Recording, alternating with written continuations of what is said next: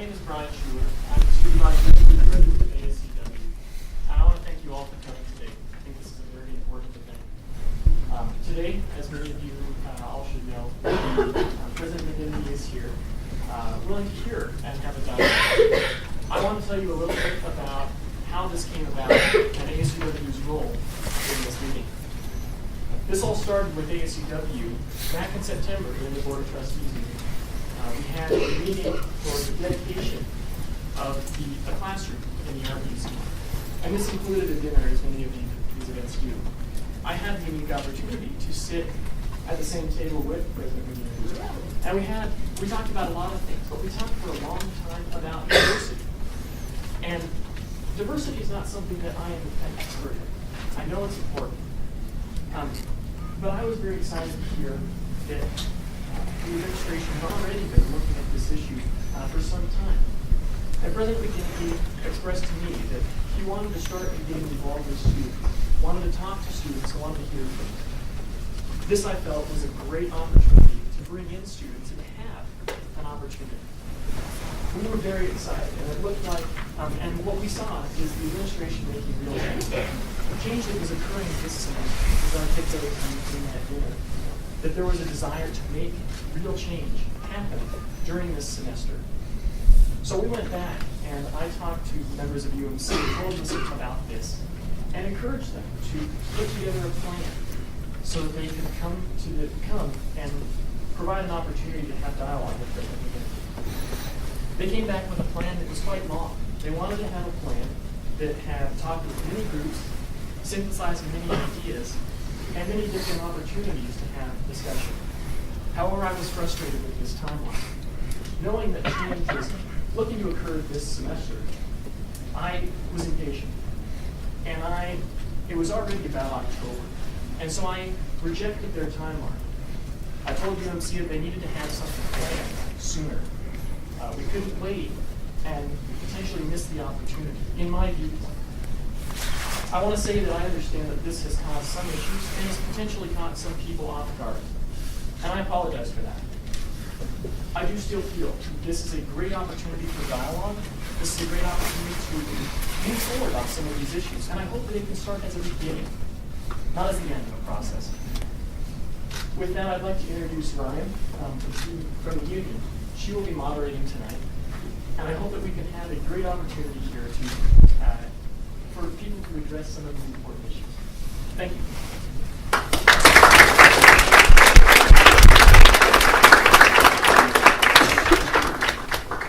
Hello, thank you all for coming tonight.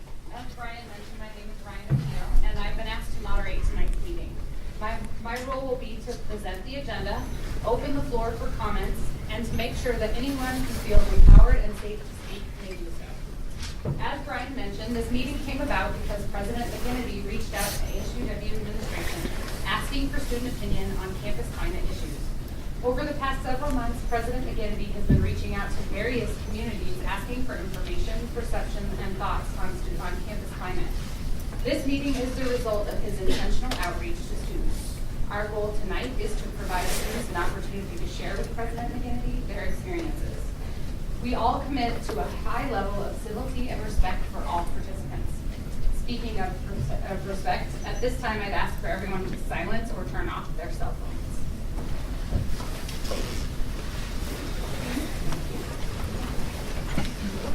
So the plan for tonight will be to give President McGinty a few minutes to share his goals for the meeting, as well as the future for creating more inclusive campus climate here at the University of Wyoming. I will then open the floor to the recognized student organizations who would like to speak in alphabetical order. Once all RSOs have had the opportunity to speak, I will open the floor to the students and individuals who are not affiliated with an RSO, starting with those who responded to the email invite, indicating that they have a story they would like to share with President McGinty. Then the floor will open to other individuals who haven't yet had the opportunity to speak, and then people who would like to speak to comment for an additional time. While there is somewhat of a structure to this meeting, there will be a certain level of flexibility necessary to ensure that voices are heard, stories respected, and airtime shared. What everyone has to say is important, and the method through which they have chosen to share their experiences should be respected. If throughout this meeting you experience an emotional trigger or you find yourself in distress, Dr. Evashevsky with the University Counseling Center is on hand to support you. Dr. Evashevsky, can you wave your hands over where you are? Because I didn't know where you were. Perfect. The University Counseling Center is in room 341 in Knight Hall and is available for students Monday through Friday from 8:30 a.m. to 5 p.m. If you do feel the need to leave the room for any reason, please do so. And if you have left, please know that you can come back to continue the conversation when you're ready. At this point, I invite President McGinnity to share a few opening words.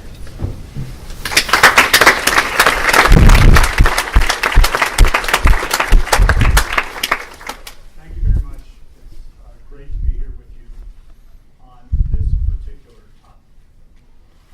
I have had the pleasure actually of teaching in this room, but I do not intend or wish to be the centerpiece of this gathering. In my mind, the purpose of this gathering is for all of us to talk with each other. I have some, let's say, some context, I think, to provide just as a background, but what's really important is this group of people coming together to talk about this fundamental issue that affects the university. And so that's what we're about here. And I will learn a lot more if I have the chance to listen to you speaking candidly about what your experience has been, what your impressions are, and also speaking with each other. And also, by the way, not being afraid to disagree, because there's a wide variety of views on many of the things that go on here. It's important for all of us to understand the big picture. And also, I would say, going forward, the more united we are in discussing these and the harder we work together, the more we can accomplish. So, with that as background, let me say this. I want to talk about three questions.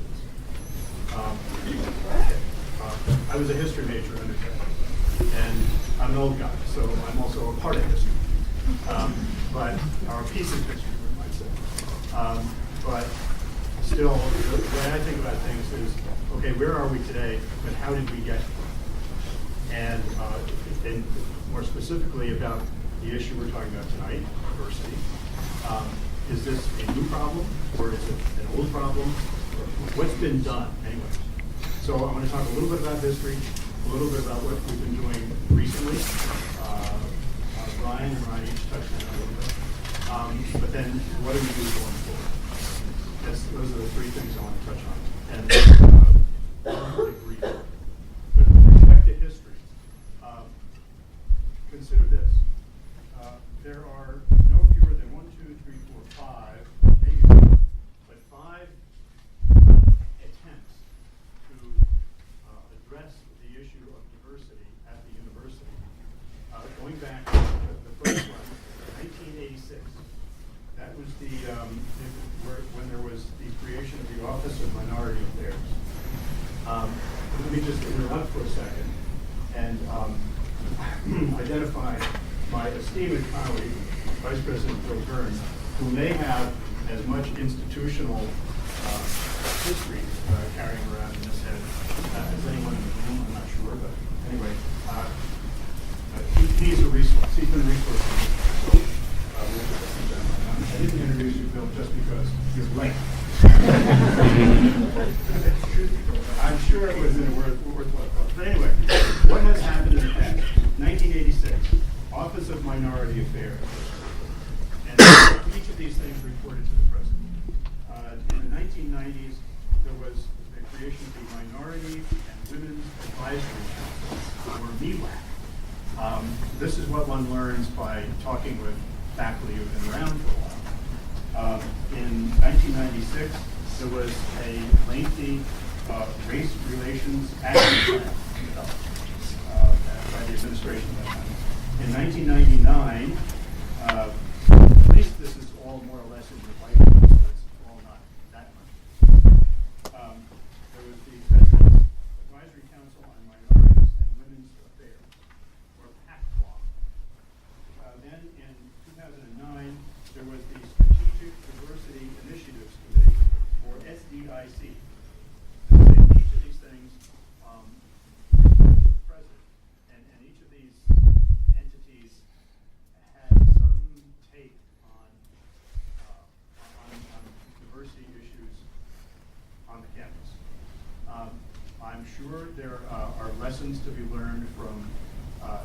from the purposes for which those groups were put together, and also lessons to be learned from, well, what happened to them.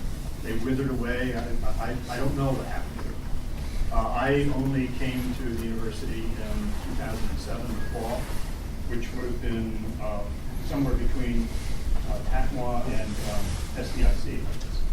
But in any case, the point I want to make is simply that there's been awareness of diversity issues on the campus in the past for some period of time, actually. And there have been these attempts, I guess we call them, to address them. And for some reason, they've withered away or have become dormant. So that's just some background. This is what I've learned over the last 3, 4, 5 months or so in talking with various people from different parts of the district. So what have we been doing recently? Over the course of the fall, and I want to give some credit here to the Committee on Women and People of Color for crystallizing some conversations we've had for the last several months. CalPOC itself, I believe that's the proper pronunciation. We got too many acronyms, but CalPOC itself has existed for about a year and a half or so, I believe. And we've had some very good conversations over the course of the fall. And but also I've been visiting with other both student groups, faculty members, staff members who have an interest in these issues. And so I learned a lot. And I have learned a lot. I can tell you that I'm interested. As a result of that, you may be aware that last week I sent a memo around to the vice presidents and to others in the press release that we are going to create a diversity strategic planning committee. We could, okay, so if we're in acronyms, that would be DSPC. Its purpose is to create a strategic plan for diversity, engagement, and community interaction. That's its goal. And also, there will be created in the Office of the President an office. I'm not sure about the exact title, but there will be a diversity coordinator reporting to the President. I think, going back to history, I think that one of the reasons that these previous attempts withered away or just went dormant may have been because the President himself was not involved. I don't know that for a fact. Maybe Bill knows some of the history, and some of others who were part of these efforts, and they should speak. It seems to me that the best way for making diversity an issue and to raise its visibility is for the President to take responsibility for it, and that's what I'm saying. And so going forward, there will be what is happening right now is that we're a small group of people, CalPOC members. There will be others involved too. If you can picture this, I'm a whiteboard person, but anyway, I want to develop a matrix of constituencies, interested constituencies, relevant constituencies on one axis, and issues, diversity-related issues on the other. When I populate that matrix, that is going to give us a map of the landscape, so to speak, here on the campus. That's a fundamental starting point. From that, we will develop this planning committee so that all the constituencies, the relevant constituencies are represented,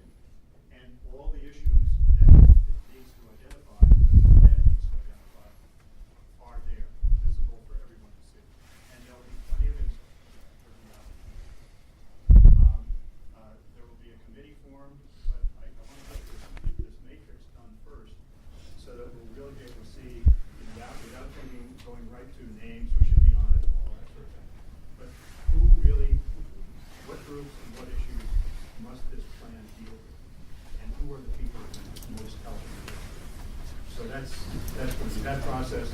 There will be a search started for this coordinator of diversity activities that I'm talking about. Again, I'm not clear about exactly what the title will be. And this effort needs to be embodied in such a way so that it can be turned over to the new president who will be coming in, sometime between March and the end of fiscal year, June 30th. And so that's kind of the timeline. I will tell you that I am something of a, well, in my own mind anyway, I'm a planning nut. I really am reluctant about launching off on any particular direction, on any particular subject, without thinking through in advance. Okay, what are the steps needed? How much time is it going to take? Who needs to be responsible? What resources are required? And then doing it. I'm a planning nut, but plans are worthless if they're not implementable and implemented. And so that's what we must aim for. And so going back to what I said earlier on, the more closely we work together, the better off we will all be, because the plan needs to reflect what the real issues are and a practical way of addressing it, not just immediately, but over time. So I think with that, I will sit down and be quiet and turn the program over to Ryan. I'll get started. Some of this. Oh yeah, just cool this room up. I just wanted to say a couple of things that haven't been heard yet. I'm the ACW Vice President, for those of you who haven't been to me. I think this is probably the most important thing to be said at this point, and it's just thank you all for taking the steps to be here. Whatever the reason that brought you here tonight, I just want to emphasize the importance of having this conversation and looking around the room and realizing that this is what the University of Wyoming needs to be.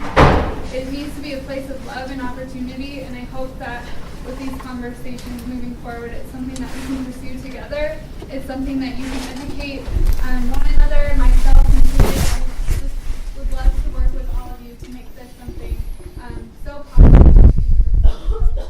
That's my 1 cent in the conversation. I just wanted to thank you all so much for just being here, being present, and having something to say and share with one another. If I may, just to add one more thing to what Emily said. She's exactly right. But something I wanted to say at the end of my remarks, I overlooked. This gathering is dead center within the mission of what a land-grant university like the University of Wyoming should be and should be doing. Just to be clear about that. This is squarely within the mission of this institution. That's why it's Well, thank you, President Kennedy. Thank you, Emily. We'd now like to open up the floor to the RSOs, and we have a list to announce out of order. Are there any members from PISA present who would like to speak?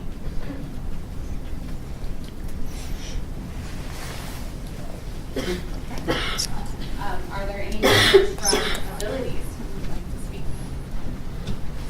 So, my name is Garrett.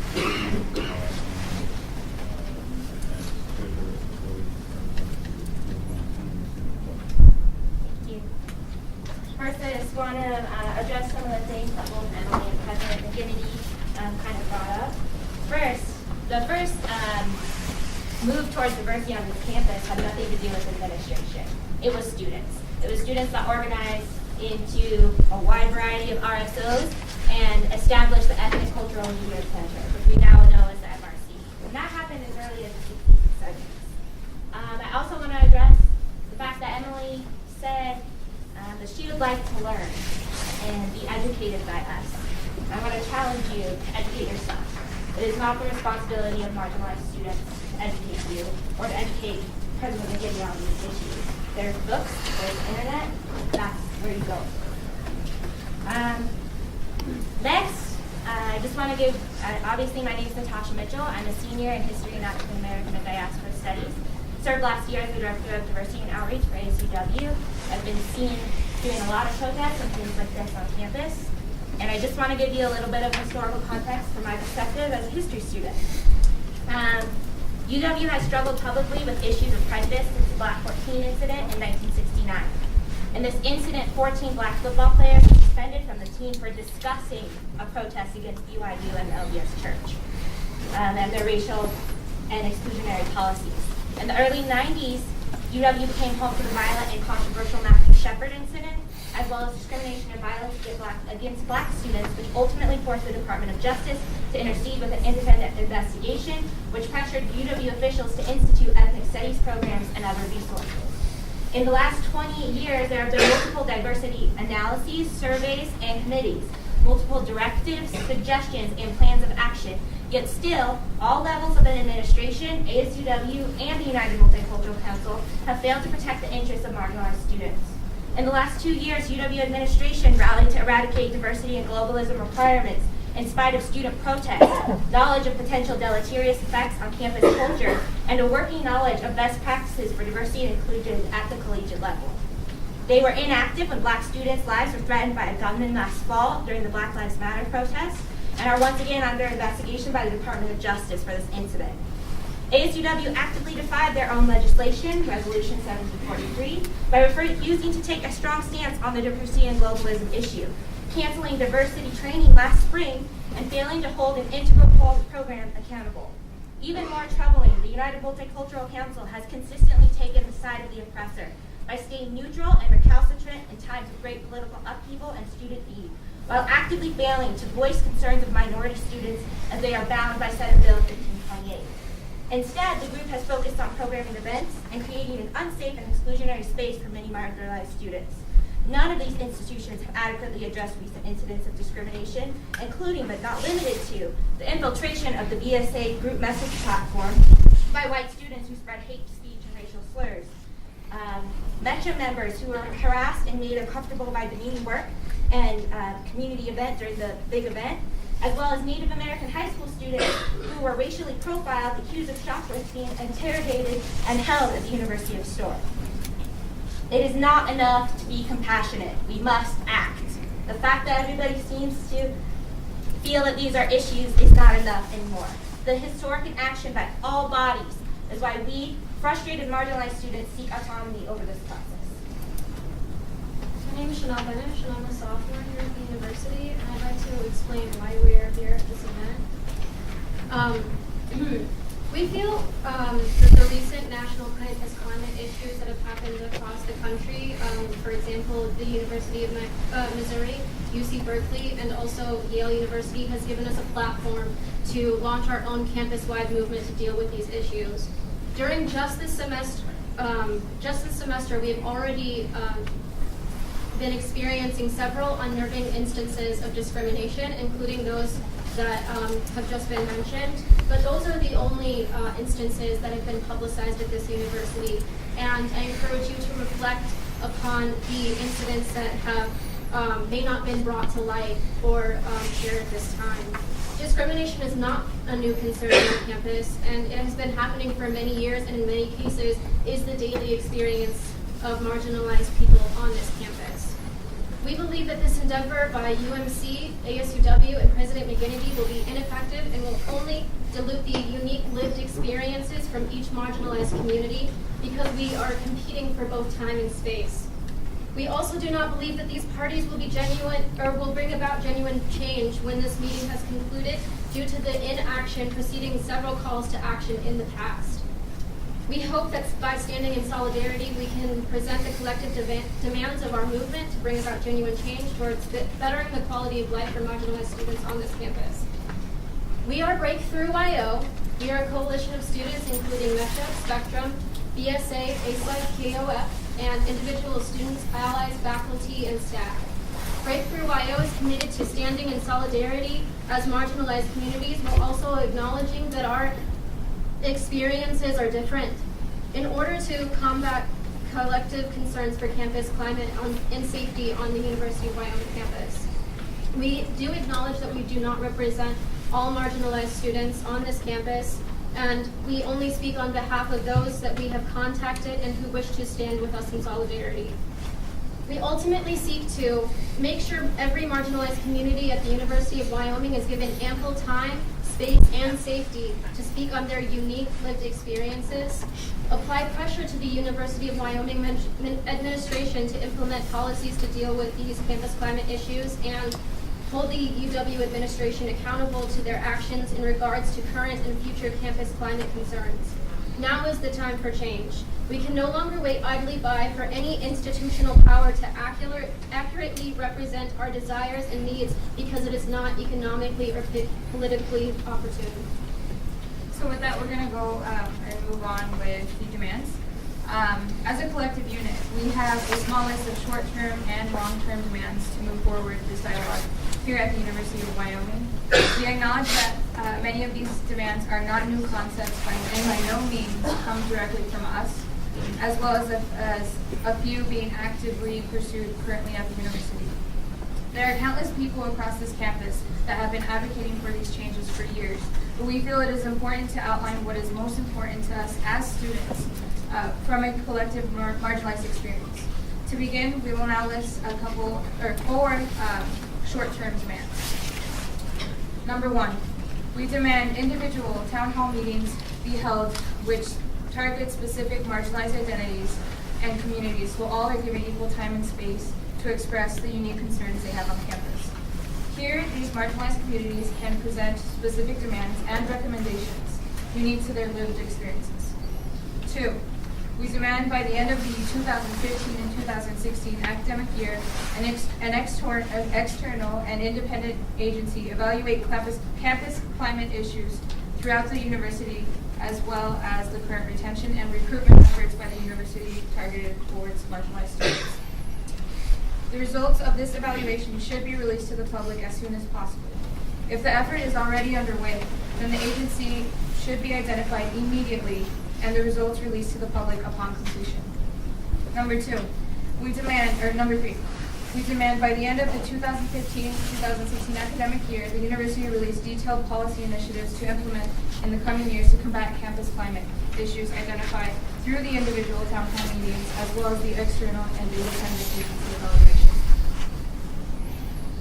Number four, we demand marginalized students be given more direct input in the current presidential search and ultimate presidential decision to ensure the president has previous experience dealing with campus climate issues, diversity issues, and inclusion issues. Now we will move on to long-term goals. We demand a vice president of diversity and inclusion position to be created that will oversee all of the efforts of the university to create a safe and welcoming environment for all marginalized students, as well as all retention and recruitment efforts targeted towards marginalized identities. Two, we demand all freshmen and first-year students all freshmen and first-year students be required to take ANPACs according to the curriculum focused on social justice concepts, cultural relevancy, and cultural awareness. We demand the student code of conduct be revised to hold students accountable to hate crimes, hate speech, and sexual assault, and a detailed reporting structure be developed for students to report such incidents. The reporting structure should be easily accessible to anyone who wishes to report such incidents. And lastly, we demand that more faculty and staff be hired that either represent marginalized backgrounds themselves or have specific experience working with marginalized communities. If faculty and staff do not meet these requirements, an intensive university-wide training structure should be created and required in order to educate such faculty on how to appropriately interact with those marginalized backgrounds. So, my name is Robert West, and I'll be finishing up this speech. I'm going into some criticisms, hopefully they're productive, of UMC, ASUW, and yourself, President Kennedy, and your administration. To UMC, though your intentions might have been good, you have continuously been an ineffective umbrella organization for multicultural and marginalized communities. RSOs and individuals from marginalized backgrounds should have been informed of this endeavor and consulted on the format of this meeting long before this past Thursday.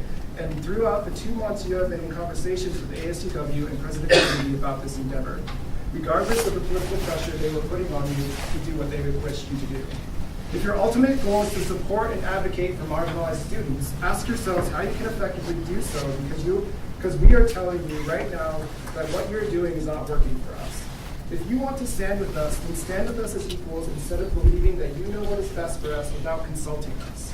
We challenge you to think about the larger implications of your current trajectory as an organization and why your organization has been ineffective in the past nor in the future. Or in the now, I apologize for that. To ASUW, you're supposed to be an organization which represents all students, but you need to focus more on those with marginalized identities.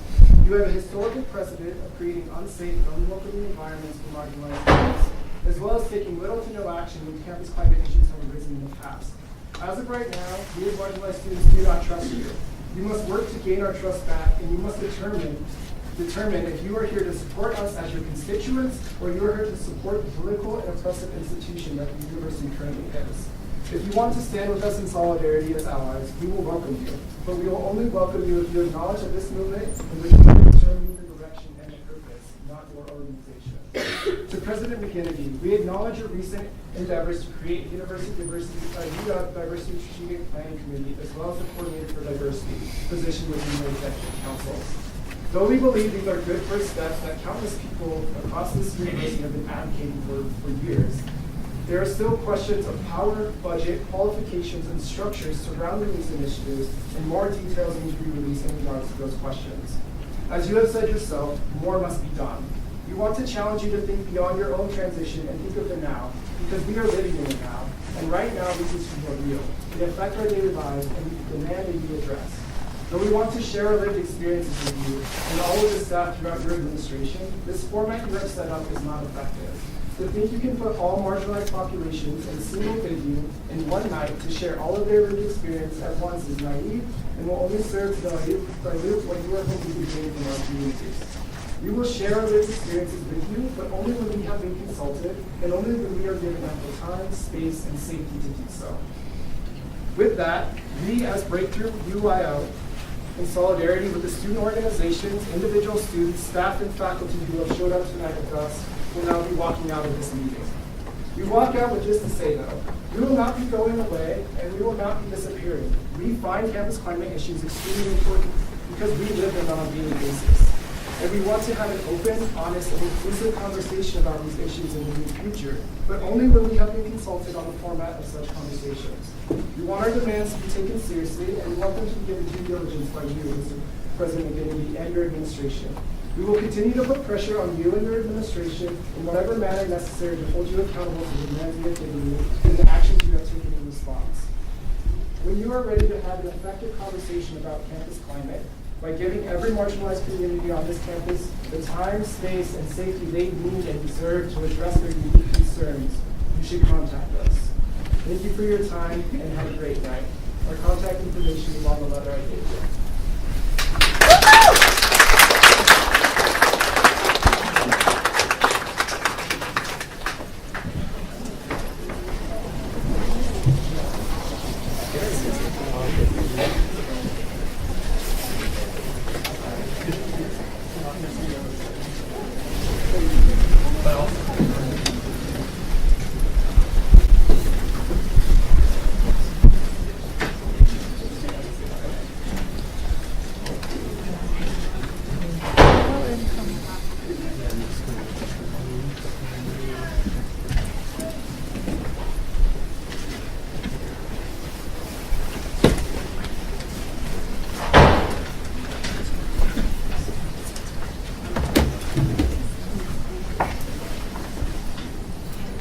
About that.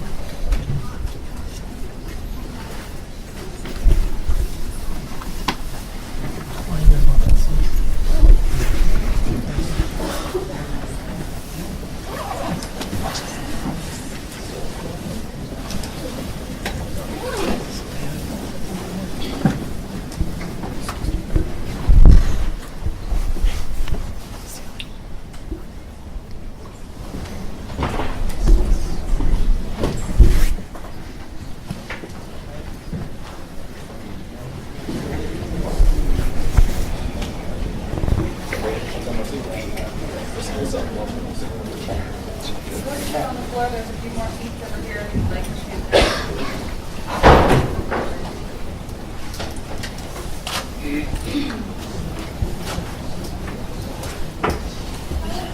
Well, thank you for those of you who opted to stay. We're going to continue working our way through the alphabetized list of RSOs who indicated that they would like to speak tonight. So the next group on the list is BSA. So, good afternoon, everybody. Here as a member of BSA, not necessarily within the entire organization, but I feel like some of you are probably confused as to what occurred, or maybe mildly disturbed. So I'm going to clarify. Oh, Absolutely. well, yeah, I didn't know.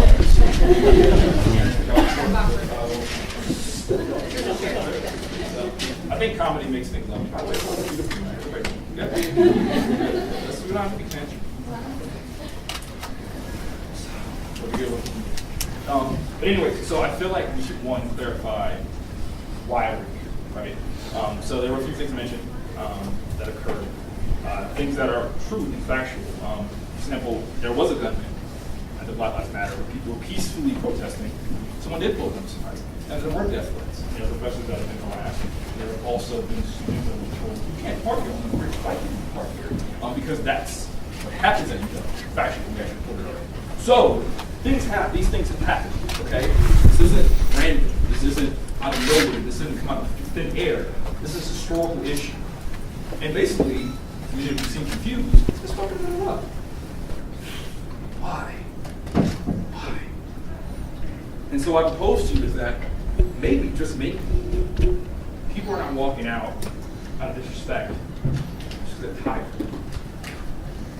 They're tired of feeling like their lives don't matter. Because if someone can put a connection, there's no universal response, I really question it. Like, they're tired of feeling like they belong. If someone can tell you that, hey, a rich white person said you park here, but you're not here, you that pay student fees and goes to university, then I question if they really belong.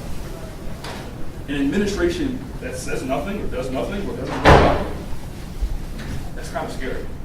And I admit, I've been in these meetings with Dr. Kennedy or President Kennedy. You're also Dr. Kennedy, so it works well. But either way, Dr. President,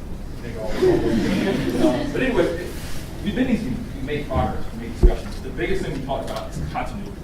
Continuity and accountability. We've talked about these things multiple times. This is not a new occurrence, but there's no accountability and there's no continuity. And the thing that we need is for this to transcend the current administration and to continue on. So, what I would ask is that everybody, given their space, voice their opinions, but I would think, let's focus on one thing. How do we move forward?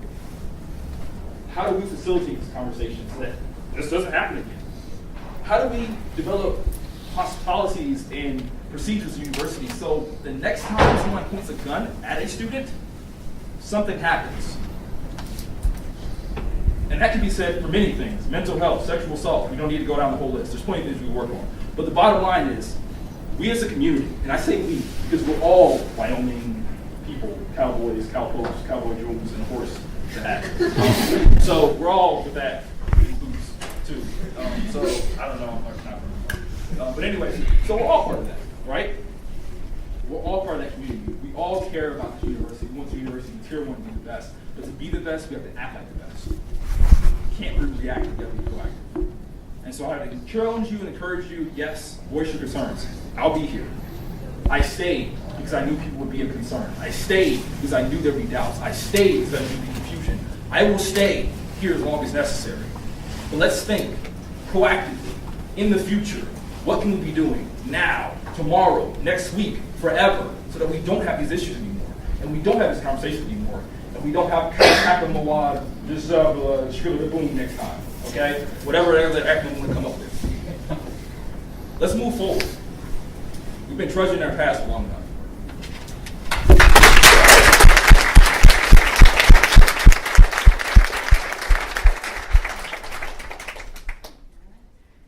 So the next group on the list is the International Student Association. Is there a representative here who would like to address this?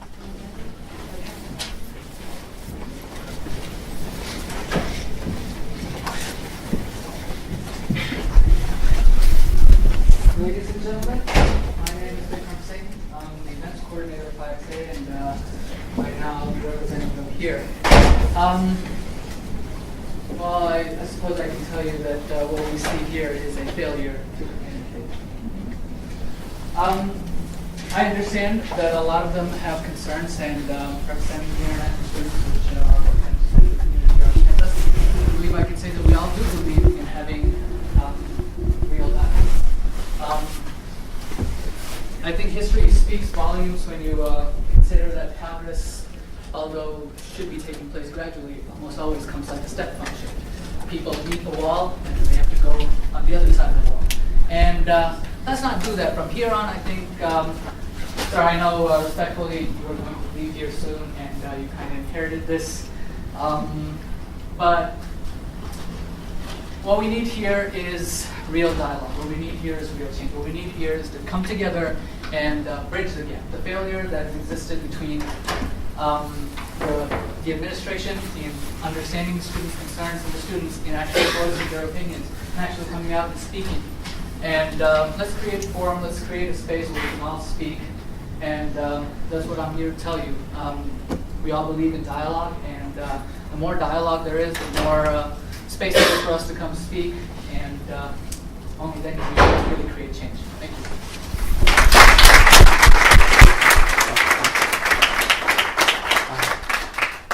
Thank you, Vikram.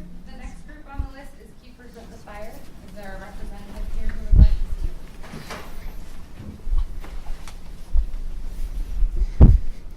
Okay. The next group on the list, just going through reading all the names. Mecha. Is there anyone remaining for Mecha who would like to speak? I could say something though. I have to leave after this, so unfortunately I have to leave somewhere. But I do like the dialogue. Excuse me. And I believe in dialogue. However, I heard about the big event and I couldn't attend, but I heard that they had to clean a bathroom and they had to clean the beams out were a little bit not humane to clean. And that kind of treatment to my fellow Metro members wasn't solved, finished, and as that I can say that. But I can't speak for Metro at the moment, but I can say that. But I do like dialogue, and I do like diversity, and I do want to see something happen, and I want to see policies become situated so other things don't fall through history. And I believe policy is what keeps things to keep in history. All right, good luck.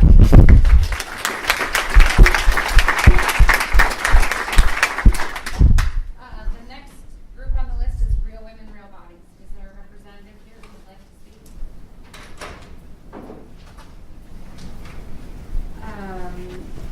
The next group is Spectrum. Is there a representative from Spectrum who would like to address President McKinney? And the final group on the list of people who submitted their names to speak was WASA. Is there a representative from WASA who would like to address President McKinney? Okay. Are there any RSOs whose names have not been called who would like to address President McKinney? I'm going to represent Hillel, but I want to say I'm part of Abilities and I'm going to be joining MECHA, so for all diversity groups, that's kind of me. I'm Abby Cohen, I'm the president of Hillel, so I didn't have time to think about this because last week was Holocaust Remembrance Week, so in the middle of putting on one of our biggest events of the year, I got the email, so I cannot address it. I want to say thank you. I actually was planning on walking out, but I don't feel comfortable doing that. I don't think it always puts the right message out. So I want to talk on behalf of all of them. I know that a dialogue is really important. As you heard, they say many students don't feel that there's the representation individually. You spoke really profoundly. A main issue we're facing, I'm working right now with Ability, is on accessibility across campus. Hillel is trying to do an event with UMC. We're planning a speech event, and I know this is a big I personally am very fortunate to not have any issues, but what everyone is feeling is that we're not getting heard. Majority of Ability sits on committees, but they don't think that there's anything being done. And they thought that a walkout, I'm going to explain kind of that because it is a big thing. It's a lot of students aren't here anymore. They thought that performing a walkout would be a visual representation of not being heard. They think that this action is going to be something that will lead to a more individual basis of more allotted time, more one-on-one, what's going on. So, I mean, we've had many kids, students, sit on committees, and even with that, they're not feeling heard. So I know from discussion from less than an hour ago that it's an action they think will help be heard. So I just wanted to say that on behalf of whatever organization you want me to represent. Kind of all over there. And yeah, if you have any questions, I'd like to answer them to the best of my abilities because I'm part of everything. So.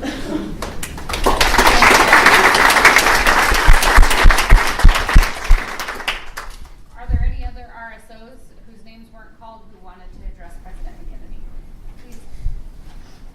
My name is Luke Davis, sophomore. I'm also part of BSA Black Student Alliance. I did have a couple of questions, but before I start off anything, Mr. President, it was nice meeting you a few days ago, and I felt the genuinity in talking to you, and I appreciate you offering your services outside of going to like a main event just to pull me aside and just talk. So I do want to appreciate you, or I do want to show my appreciation for that. I did want to address about why a lot of people did leave, or why students did leave, is because a lot of them I had to talk with. Like I wanted to leave with them to show how I feel, but I feel the genuinity on the community, but we feel the genuinity in the community and the organization that's going to be brought to us to have, I guess, a diversity team. We question the genuinity behind it because it's not being brought up almost at a time we're about to have a translation between two different presidents. So it's like, you know, how genuine was this meeting for? And as the students that really did care, I didn't hear from the teachers, I didn't hear from faculty members that we're having a meeting along with others. It took the last minute to find out, hey, I wanted to leave. I left out of my SI class just so I could come here because I actually thought it was worth coming to and it was pretty important. But I kind of question the genuinity on the committee that's about to be made, if it's even going to be made. Because if another president comes in and decides, you know what, I have my own plans, let's scratch that, let's have another meeting and all this, then everything that we're saying today, how is it going to stick then if we're going to go have another president and then have to re-say all this all over again? And then picking up on the different times that we try to, I guess, have the adversity talk from 86, 90, 96, 99, and 2009 has just been years gaps. So has it been things like this where it's not going to stick around, like for the translation to a new president?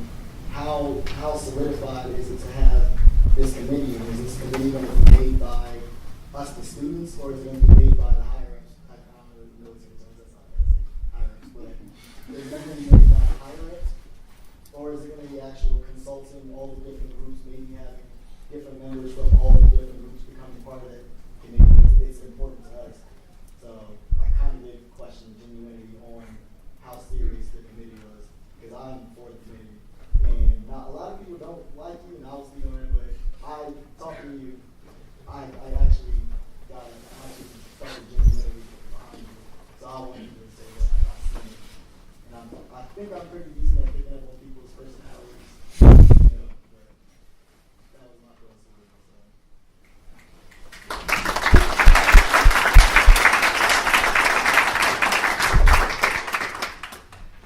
Final call for RSOs before we move to individuals. I want to represent Second Student Alliance, and so I'm really confused, especially because we're offered this platform to have a talk about diversity, and we want to have the community come in and actually talk about what's going on.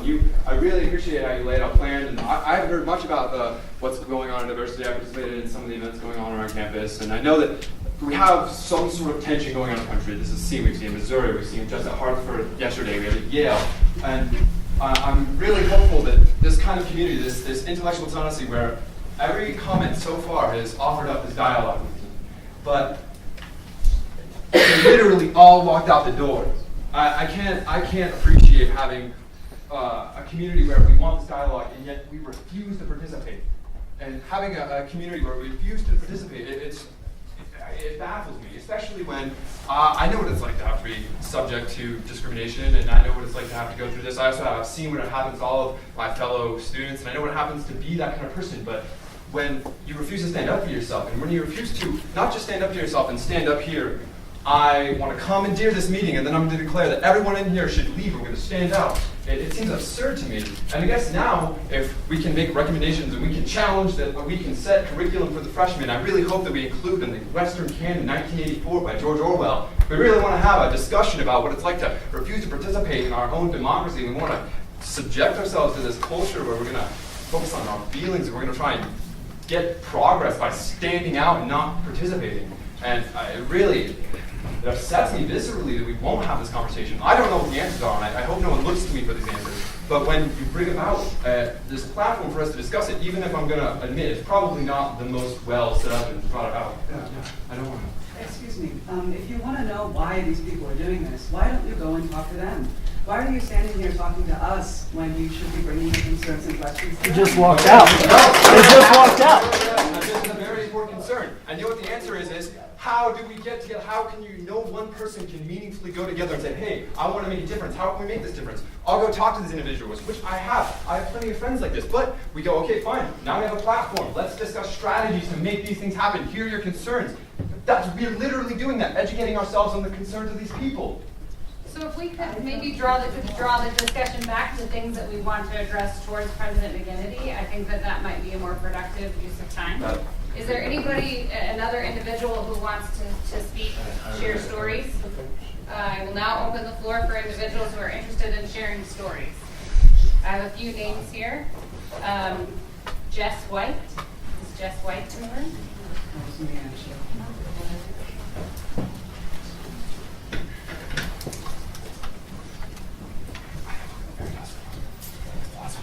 You know, a lot of people think of me as a very assured and confident person. I don't feel that way right now. I am terrified. This is terrifying. Standing here talking about this stuff is terrifying. I think in a way that a lot of people don't really understand. Are you leaving? Seriously? Yeah, I only learned about this You're not going to sit here for this dialogue? Okay, bye. No. I have prior engagements that I were wanting to participate with, but I came here and I want to have this discussion. But I'm ready now. I super appreciate it. Okay, anyway. I was asked to tell my story, so I'm going to do that as quickly and diplomatically as possible. I'm in the MFA program, creative writing. I'm gay. I was recruited into the program by two people who told me, and I think they genuinely believed, that I would receive mentorship and support in the program and on this campus. And I did not. I was completely isolated here, honestly, and from one faculty member I faced hostility that was as unreasonable as it was unremitting. And it took a toll. I developed sleeping problems, I had stomach problems, I had stress headaches, my schoolwork suffered, I felt horrible about myself. I would talk to my friends, I'd wander into their offices and ask them questions like, am I likable? Am I a bitch? And gradually I got away from this toxic influence and towards some people who treated me like a student and a human being. And still, it took me almost all of my second semester here to feel comfortable and as though I belonged here and had a place here and deserved to be here. And for a long time, I was particularly hesitant about identifying as a lesbian and speaking to queer issues in class because that felt like an act of aggression.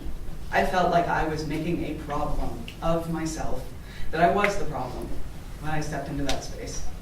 That is my experience here. And although I have met some very wonderful, genuine people here, nothing has changed. Since then, there doesn't seem to be any measure in place at all whatsoever, even the most informal back channel thing that would keep this from happening to another student. And at this point, I would feel unethical, honestly, about helping to recruit other people into my program, like me, because of what they would have to deal with. So that's my story. But what I want to say about that is this. You have a group of students who are afraid, a group of students who feel marginalized and stigmatized. They do not feel like this institution is on their side. They feel like the institution effectively acts to protect its own interests and finance its own reputation. And that there are a whole bunch of formal and informal disparities in place that will create massive backlash and stigma and social repercussions for students who speak out. And you know that in academia, social and professional repercussions are one and the same. And your solution to that problem, which has been brought to your attention repeatedly in multiple forums, is to ask all of those students who feel this way to come here to this platform and stand in front of a bunch of upper-level administrators and tenured faculty and tell all of you exactly who is failing them and how. Yes. Don't interrupt me. You interrupted me. No, I raised my hand, actually. And I'm telling you not to interrupt me. I'm sorry. Very delicious. I can't say. I mean, it's chili. I don't want to leave, but I Keep going, Jeff. Keep going. Okay, thanks. I mean, this is the thing. This feels like it is so much more about you than it is about us. It feels as though this diversity measure, like so many others, isn't really taking into account what the consequences are for the students you are trying to help. I mean, what it feels like to come to an administrator and say that a tenured faculty member is not a good person. What it feels like when that administrator says, yeah, I know, but there's not really very much I can do.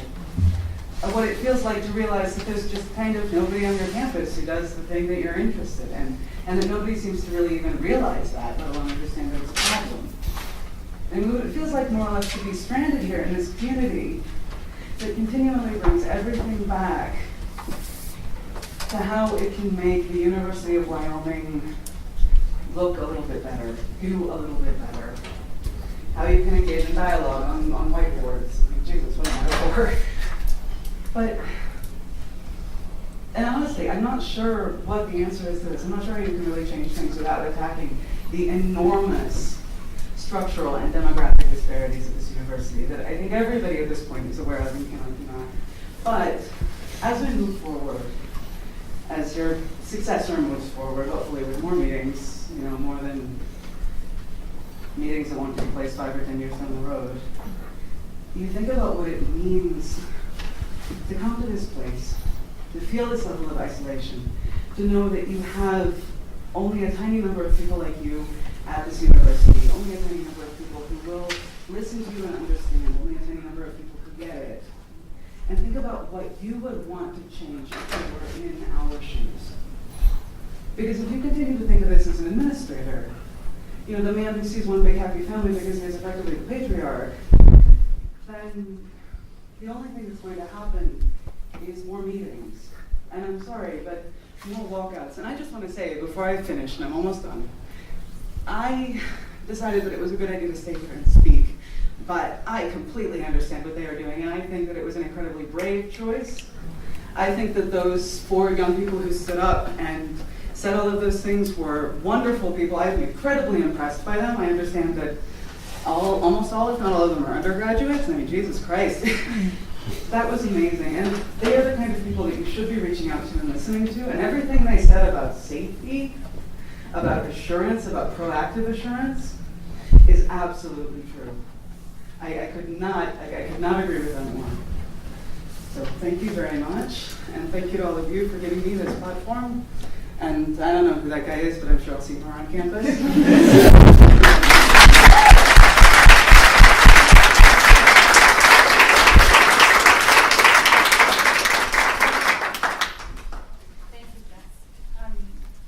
Another name that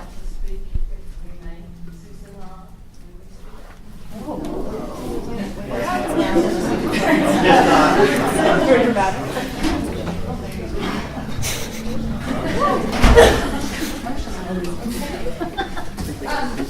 I have a few more names, and then we're going to open it up for general comment. Do you mind waiting just till I finish these names?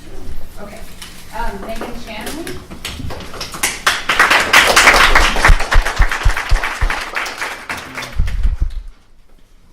So my name is Megan Shanley. I am a transgender woman. I've lived in Laramie for about 2 years, but I didn't transition until this February. I actually started the day after my mom's birthday. No, the day of my mom's birthday, which is actually late. And I really went into it full throttle. I looked things up for a solid week. I spent every single day, almost every hour of every day, reading about transgender experiences, what these people do, what they go through. Can I relate? What are the side effects? What possible things could happen? And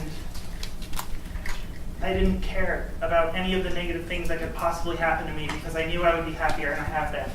Even when I've been depressive, when I've been suicidal, it hasn't been for the same reasons. It hasn't been because I feel like a freak or a monster. It's for every other reason that's making me depressed in my life, which is mostly mental illness. And since coming here, I haven't had slurs yelled at me. I haven't had things thrown at me like some of my other transgender friends up in Cheyenne. But I know of one trans woman on campus actually working in either administration or the Rainbow Room, and I don't know any other trans people in Laramie. All of my trans friends live up in Cheyenne, or I know them through my blog. And these are people who, on a regular basis, have to deal with this kind of hate, this kind of oppression that I haven't had to deal with since I've transitioned. The worst I've had to deal with is my grandparents not accepting me, and my parents struggling way more than I ever thought that they possibly could. And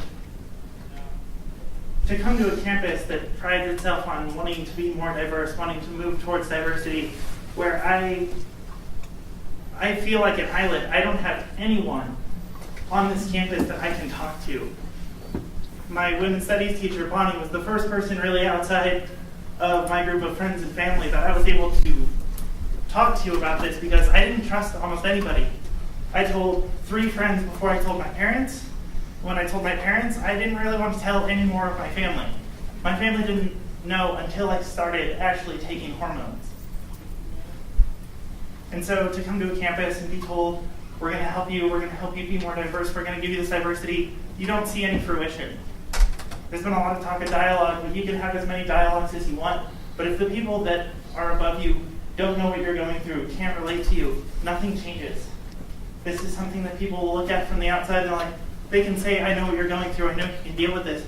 Sid, I think his name was on the Secular Student Alliance, I'm also an atheist.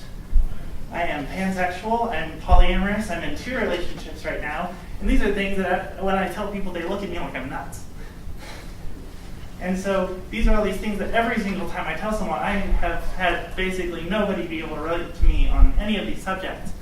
And when I come to a place like this, I come and I want to tell an emotional story that you can really see why this isn't working for me on any level. I don't have a lot that I really have to deal with.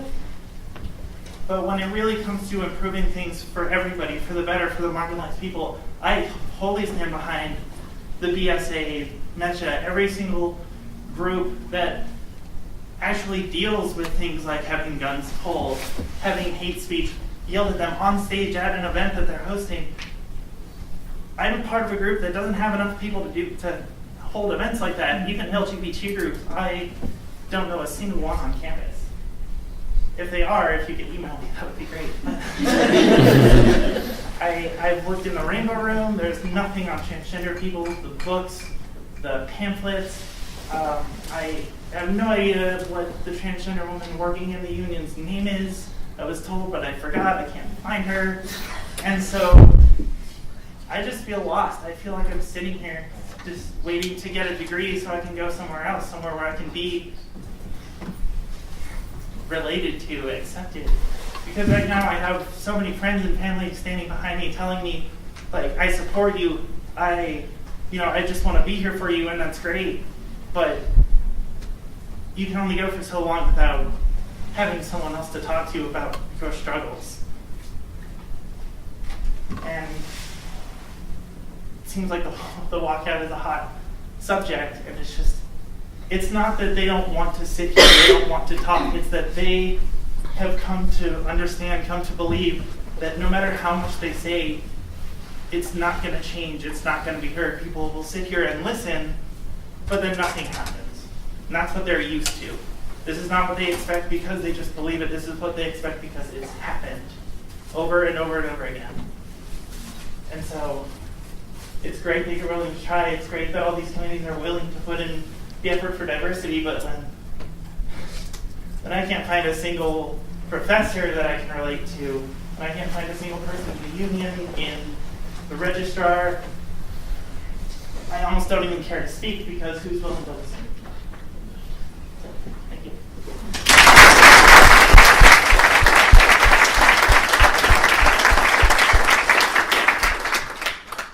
Thank you for sharing. I have one more name on my list, and I apologize if I mispronounce it. Kin Zhao.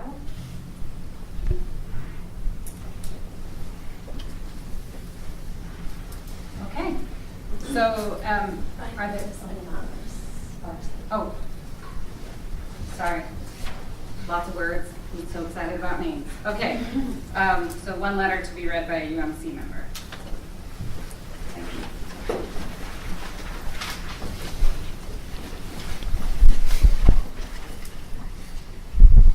Hello, everyone. Thank you for being here. I am Rida Fatima, one of the co-chairs of the United Multicultural Council, and I will be reading an anonymous testimony that was emailed to us.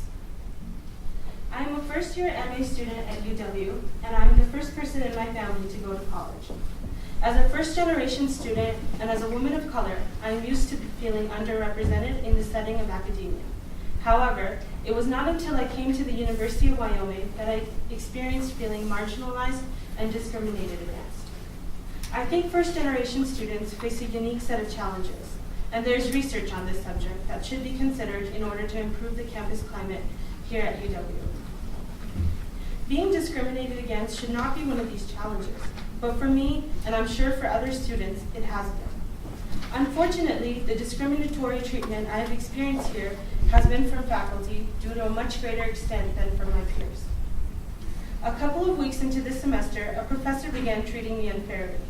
While this professor would provide my classmates with extensive and detailed feedback presented in such a way as to try to help them become better writers and thinkers, the professor consistently degraded my work, generally providing no recommendations for improvement. She repeatedly told me that I should quit and that I do not have what it takes, and that I was going to drop out either because I am married or I am a first-generation student. When I tried to talk with a professor during office hours or before or after class, she would tell me that I was not taking ownership of my work and that she was not there to help me. My classmates, on the other hand, received undivided attention and helpful discussions with the professor. My classmates noticed and commented on the way she treated me and told me it seemed biased and discriminatory. The professor began commenting that my writing had so many grammatical errors it was unreadable, and that she could not read my work. She asked if my first language was English several times and suggested that I carry out research among a Spanish-speaking community on multiple occasions, automatically assuming that because my skin is brown, my first language is Spanish. This is not the case. My first language is English, and I have a BA in English. I did not see the excessive grammatical errors in my writing, nor did I understand why she continually assumed I was not a native English speaker. When I took my writing for the class to the Writing Center, they found minimal errors, 2 to be exact. I was very confused about the feedback I was receiving from this professor. In my other classes, I was getting positive feedback on my work and suggestions for improvement in minor areas, and was earning high grades. When I brought this inconsistency to her attention, the professor told me that her judgment of me was in fact not consistent because many of the faculty in our programs felt that I was falling extremely short of expectations, and that conversations among faculty showed that a lot of people in the department felt like I do not belong here because I obviously do not have the work ethic or skill set needed to be successful. She said that because of my lack of intelligence and skills, I would probably fail and drop out within a few weeks. The entire semester, but particularly at this point, this professor made me feel like I should quit, and I almost did. Fortunately for me, another faculty member in our department picked up on what was going on and brought the matter before our department chair. I'm so thankful for this faculty member advocating on my behalf and encouraging me throughout the process. At that point, I was very convinced that the entire faculty in my department thought I was going to fail because of what that professor had said. Upon looking into the issue, the department chair concluded that the professor was going to fail me no matter what I did, and thus recommended that I would drop from the class. Though this was handled within the department, it is a huge issue of injustice. I should not have to accept a W on my transcript because a professor refused to treat me fairly. I should not have to retake the class because a professor refused to grade me fairly and allow me to succeed. I should not have been driven to the point where I almost gave up because a professor convinced me that I was not sufficient, skillful, or intelligent. Ultimately, it should not be assumed that I'm less intelligent or capable because of the color of my skin. In my first semester at UW, I have experienced firsthand the systemic injustices that can occur in academia. Just because a professor is tenured should not mean that she can treat students however she wants based on such minimal issues as skin color or even personality differences. Underrepresented students should not be made to feel that the system works against them and inhibits their success. Students should not be privileged above one another or judged based on the color of their skin or other superficial needs. Yet, the academic climate here is such that injustices to underrepresented students are allowed to continue. Thank you.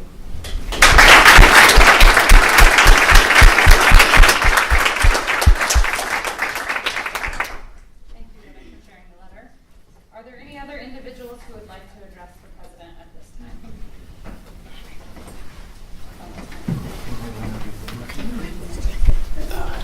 Yeah, go ahead.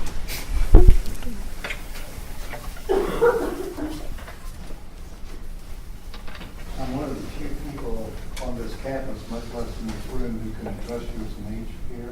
I'm actually older than you are. Good. For those of you who do not know me, my name is John Rawls. I teach in this college. I am a lawyer. My first work for inclusion was in 1963 when I helped change from 3 blacks on campus to 8. A school of 1,250. I have worked throughout my life as a civil rights lawyer. I am openly gay, and I am also a veteran, and a bunch of other things. I'm following the format. Dick, I'm going to talk to you first from my own personal experience, and then I'm going to tell you where Old Main really blew it, and then I'm going to offer you an immediate solution. Would you like things planned out on the whiteboard? So I was hired in 2013 to teach business law to juniors and seniors, and one of the blocks of instruction is on employment discrimination. I got syllabi from predecessors, and on all of them, that block of instruction was to be taught by an outside expert attorney. That alone should say something, that there was no expectation that a person teaching employment law knew the first damn thing about employment discrimination. My second problem was that I was teaching a class that was predominantly, and let's see if I can get this right, straight, able-bodied, white, non-Hispanic, Christian, male from Wyoming. And I had to teach discrimination. So I just asked the women in class if they expected to get equal pay for equal work during their career. Solve that problem. And that brings me to what my solution will be, because I'll jump over the other one and come back to it. People here don't go out of their way to discriminate, but they don't even realize what they're doing.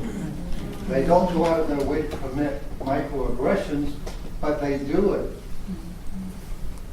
Everybody who comes in contact with a student needs to have awareness training. Every big corporation does this. It needs to be done here. The janitorial staff, the cafeteria, UW Police Department, the UW Police Department. It needs to be done, and it needs to be done freshman year. Not a big block of instruction, but just a couple of hours of awareness training for incoming students. It's called respect. Now, to me, the worst incident, because it was so predictable what would happen. So many of us in this room have seen this movie before. When the St. Stephen's students went into the bookstore and were treated as shoplifters. Of course it was about race. Of course the bookstore clerk was reacting from race. If what I read in the newspaper is close to true, of course the Native American students took it as being about race. Of course the investigation found it was not about race. We've seen this movie, but it was. And it wasn't, but it was all very understandable. Because, again, if what I read in the newspaper is close to truth, her reptilian brain was under attack. She felt unsafe in her workplace. Suddenly there are half a dozen of them, and they're exuberant, and she reacts.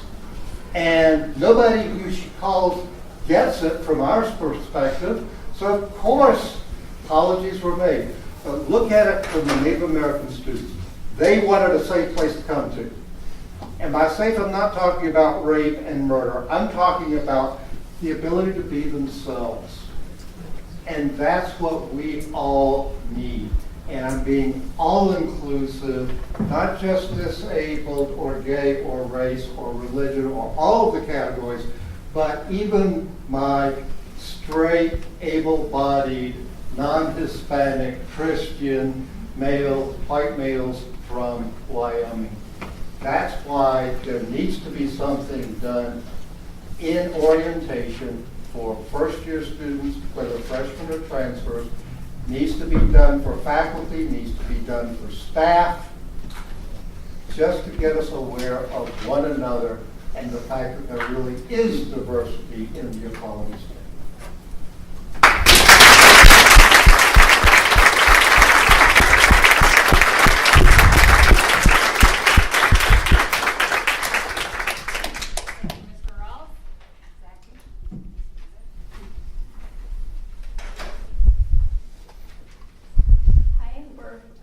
I'm Susan Stoddard, and this is Zachy Salmon, and we're with a program on campus called the McNair Scholars Program.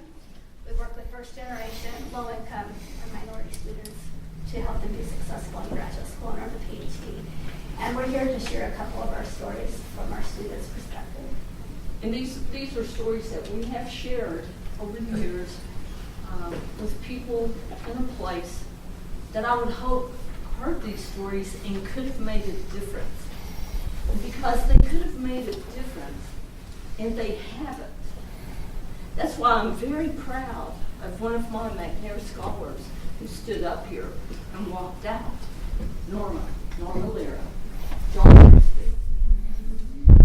Well, we've been here together between us 42 years, 20 for me, 22 for Susan.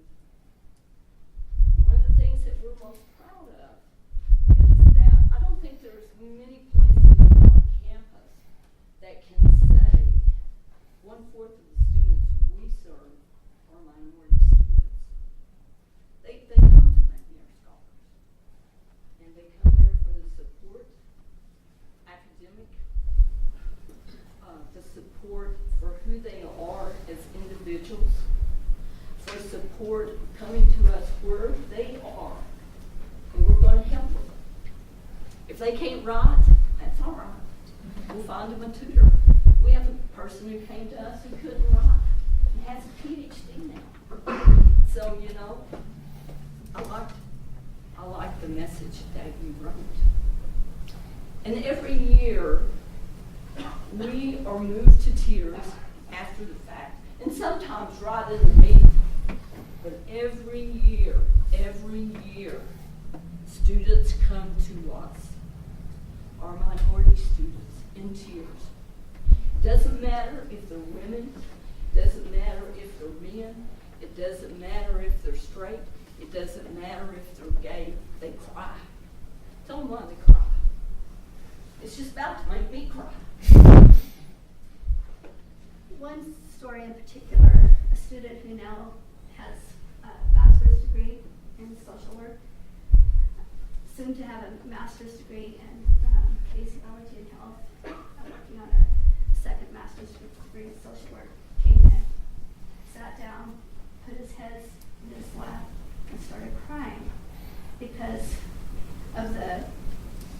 situations that he encounters in the community, at the grocery store, waiting in line, where people who are Caucasian are asked to step to the front of the line so that they can go first.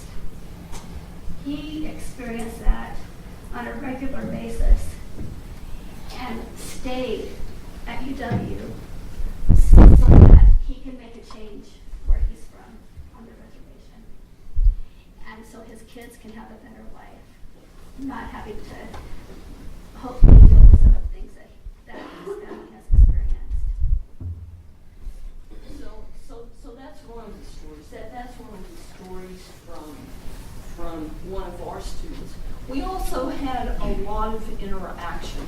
A few years ago, there was a move to bring students from historically black colleges and universities to campus. And we forged a relationship with those students. And we invited them to our McNair events, and they came. They also came to our office in tears.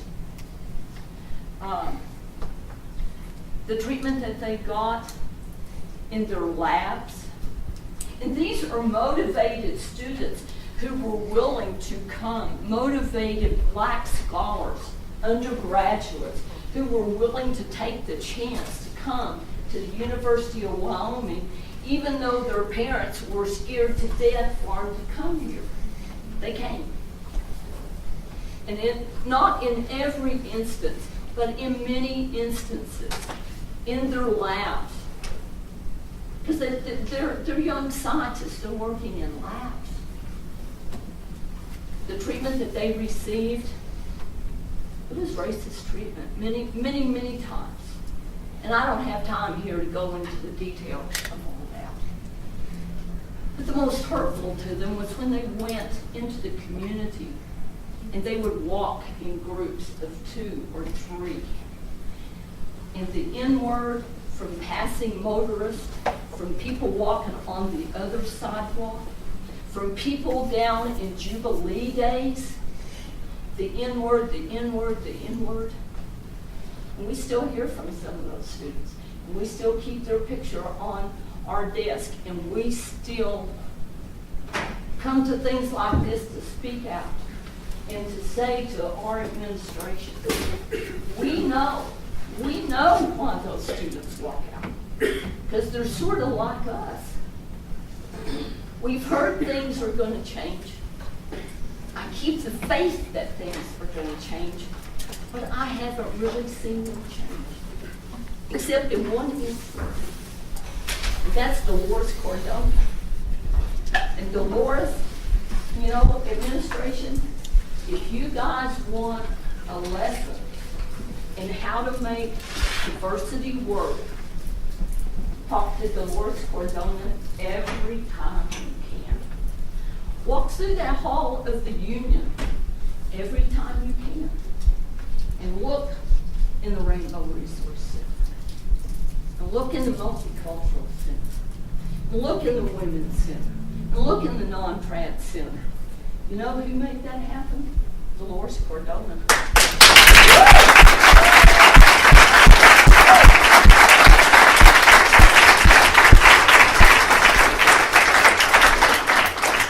There's another person here we have a lot of respect, who is on the side of diversity.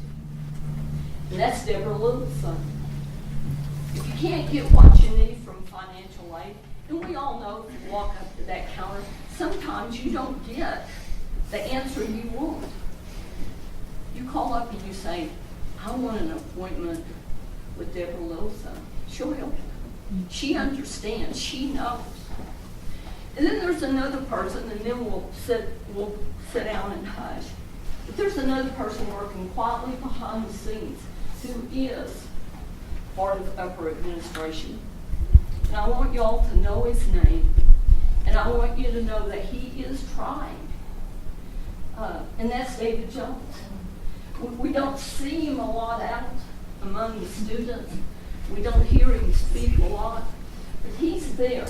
And he is, I think we have some hope. I think we have some hope with David. But it is going to take some patience. It's going to take a little patience. But I'm still really proud of our students who just doesn't have the patience anymore and walked out of this room. Let's give a hand to them.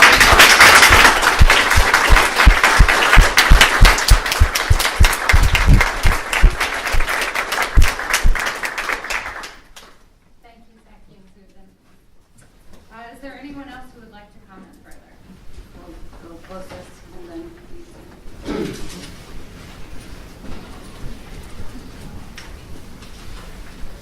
My name is Austin Morgan, and I'm with the Department of Intermediate Studies, and I research young men and sexist men in the state of Wyoming. And that's my research topic, and so I have some familiarity with issues of stigma and issues of diversity. Now, I want to start by saying, I want to address the walkout. That seems to be, I don't want to regurgitate, of course, but it seems to be the what we're talking about. The first thing you need to realize is the walkout happened because this is a public space. There's a lot of people here. Obviously, it's very hard for these people to, these individuals to share their stories. They're very traumatic. And that's why a lot of people left, is because it's not appropriate to address all the student groups here at once. Sometimes it takes a one-by-one. Sometimes it takes addressing one RSO at a time, because then you get into this idea of identity politics, where everyone's fighting for the right to talk. Everyone's fighting for space. Literally, as you saw, I mean, there was standing room only over here, and very little air conditioning. And so, so in other words, you need to do this appropriately on an individual-to-individual basis sometimes, if that's required, or from RSO to RSO. Now, additionally, I mean, there was someone said, I can't remember who, that they didn't walk out because they wanted to be disrespectful.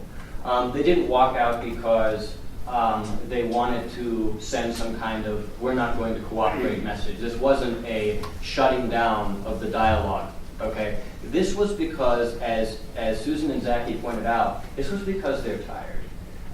This has been going on a long time, and you know this.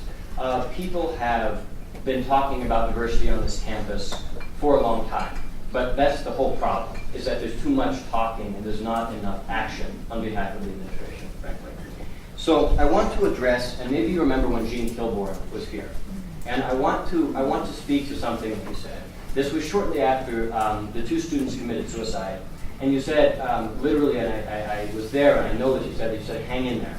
What a callous choice of words after one of the students died of asphyxiation, President. This was not okay. Moreover, when I stood up and asked Jean Kilbourne what she thought about how the diversity and global awareness requirements were removed for students outside the College of Arts and Sciences, she gave an answer, and I know you heard it, but I couldn't tell you were listening because you were looking in your lap at your iPad, and it's not okay.